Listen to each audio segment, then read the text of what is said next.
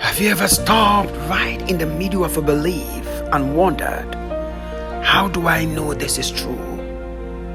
Not is it popular, not was I taught this, but how do I know?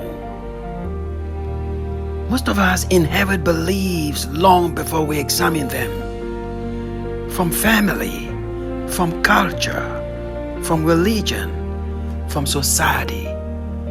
We rarely witness the beginning. We inherit the ending. But every belief, no matter how ancient, began with one human being.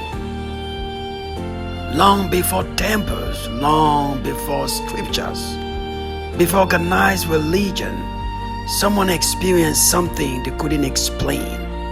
A dream, a vision, a coincidence too meaningful to ignore, a voice in silence, a feeling that something greater was present.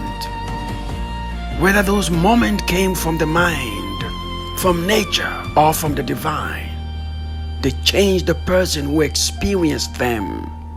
The real question wasn't what they saw. It was, would anyone else believe them? Imagine hearing someone say, I've seen what lies beyond. Would you dismiss them? Or would you listen? Our ancestors made that choice not because they had evidence, because they were searching for answers. Answers about death, about suffering, about why life exists at all. Just gave one person experience the power to shape many lives. That was a moment belief stopped belonging to one individual and became something a community could carry together. But memory fades. People forget words. They change stories. They leave out details. So communities created rituals to seek protection, to ask for guidance, to express gratitude, and often to win the favor of the gods. Over time, these rituals preserved what each generation believed was sacred. Every repeated action became a reminder. Every ceremony carried memory forward. What began as a personal experience became a shared tradition. As communities grew, tradition needed guardians.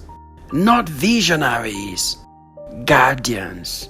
People who remembered the rituals, protected them, taught them, performed them.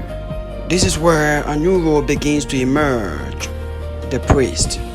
The shaman searched for new insight. The priest preserved established wisdom. One explored, the other protected. Both shaped human history. Then something unexpected happened. If a community depends on you to preserve what is sacred, your voice begins to carry unusual weight, not because you hold a weapon, but because you hold meaning. And throughout history, whoever shaped meaning also shaped society. This wasn't the end of humanity's search. It was the beginning of organized belief. Thousands of years have passed. Technology has transformed our world. Civilizations have risen and fallen. Yet one question remains exactly the same. How much of what you believe did you discover for yourself? And how much did you inherit without ever asking why? This series is not asking you to abandon your beliefs. It is inviting you to understand their journey, because truth has nothing to fear from honest questions. The next chapter changes everything. Belief is no longer carried only in memory. It is carved into stone. Temples rise, cities gather around them. And religion becomes part of the landscape itself. Remember, the divine lives within you. Until next time, keep seeking, keep listening to the quiet voice within.